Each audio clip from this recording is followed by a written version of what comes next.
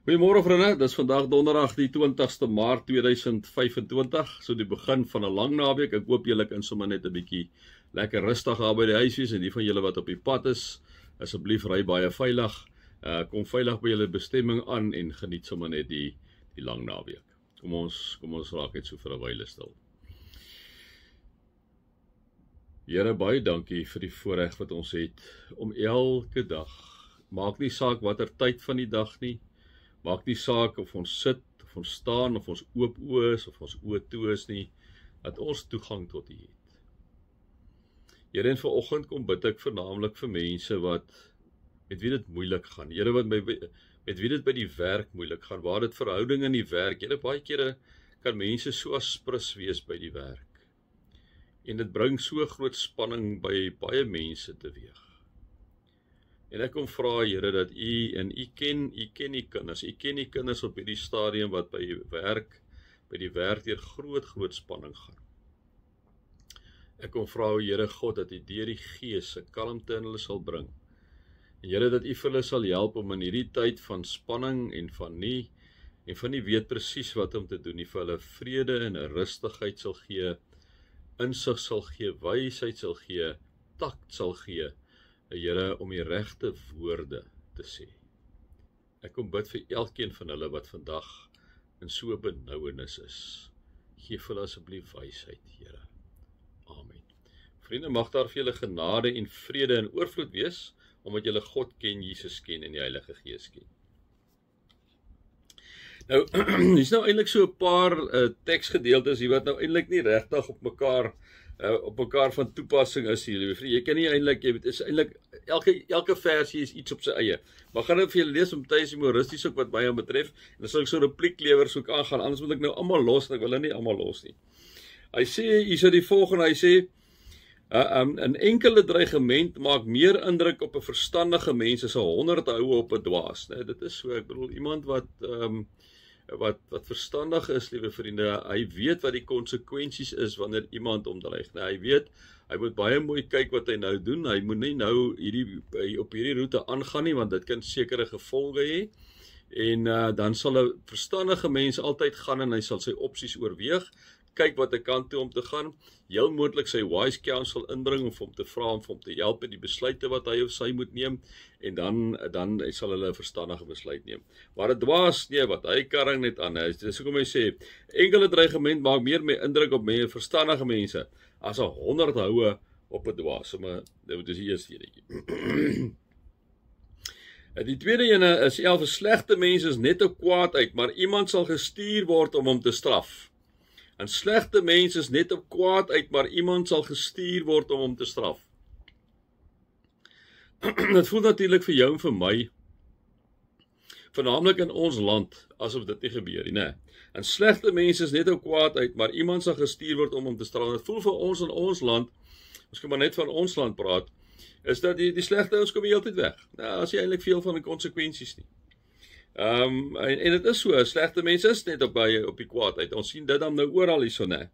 Maar dan sê die spreekdigter interessant, maar iemand sal gestuur word om hom te straf. Nou, vind ons het die gesegde om te sê die wiel draai, maar die wiel draai stadig. Nou, onthou, ek en jy praat maar in ons leeftyd, 60, 70, 80 jaar, né? Onthou vir die Here is 'n dag soos 1000 jaar en 1000 jaar soos 'n dag.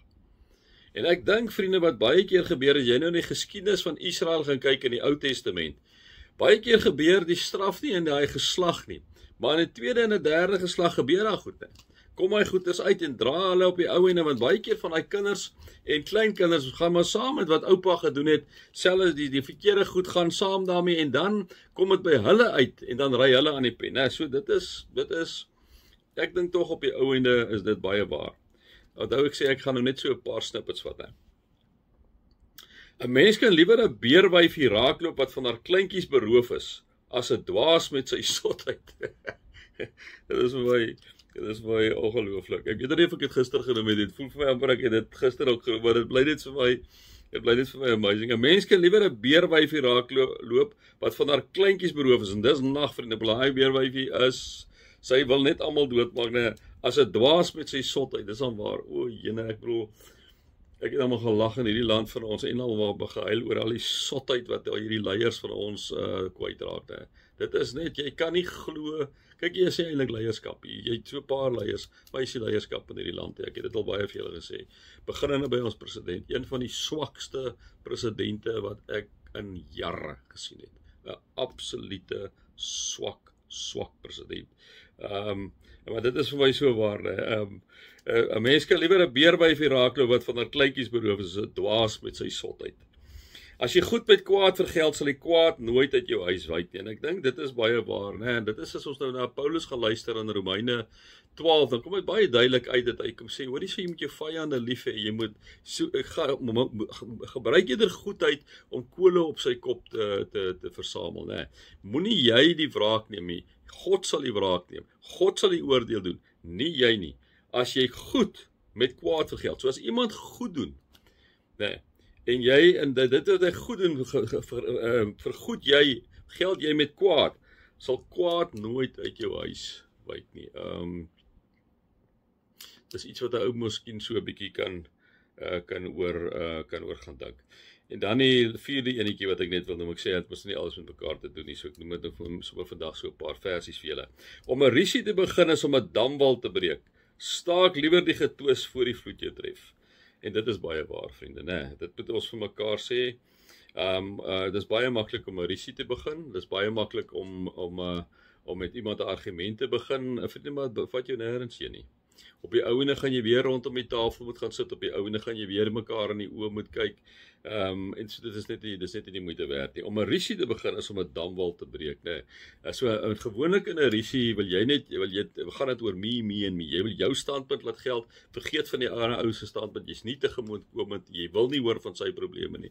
Jy wil nie hoor van sy standpunt nie. Dis joune en dit is al. En ek dink in die tyd, as ons kyk as kinders van die Here, is dit juis waar ek en jy moet gaan sit. Is juis waar Jesus sê, draai die ander wang. Is juis waar hy vir ons kom sê, hoor hierso, jy moet anders optree. Mense moet vir Jesus in jou kan sien. En dan skop die vrug van die Gees in wat julle nou teen hierdie tyd al uit julle kop uitken, né?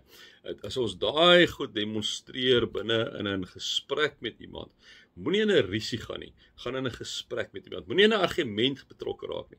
As jy in 'n argument betrokke raak, moenie sê ek verskil van jou nie, want jy stel jou op teenoor die persoon. Sê eerder vir die persoon, weet jy, dit is interessant, dit is 'n baie interessante stelling wat jy nou daar maak. Of om te sê, jene, ek het nogal nie van daai hoek af gekyk na dit, hoe jy dit nou stel. Onmiddellik vat jy die skerpheid weg, né? Ongelooflik, jy vat die skerpheid weg, en onmiddellik sê ou se defenses af, en kan jy lekker met die ou praat, as wat jy sê, nee, ek verskil van jou. Die oomblik as jy dit sê, dan is jy amper half van 'n argument en 'n risie betrokke. In die huwelik, in 'n verhoudinge, by die werk, oral, woorde, weer eens, woorde is verskriklik belangrik, wat ons al by hoeveel kere vir mekaar Spreuke gesê het, né? Om 'n risie te begin is om 'n damwal te breek. Staak liewer die getwis voor die vloed jou tref. Daar is oor my 5 woorde vandag. Vriende, mag julle God se liefde ervaar, Jesus se genade ervaar en die Heilige Gees se teenwoordigheid ervaar. Amen.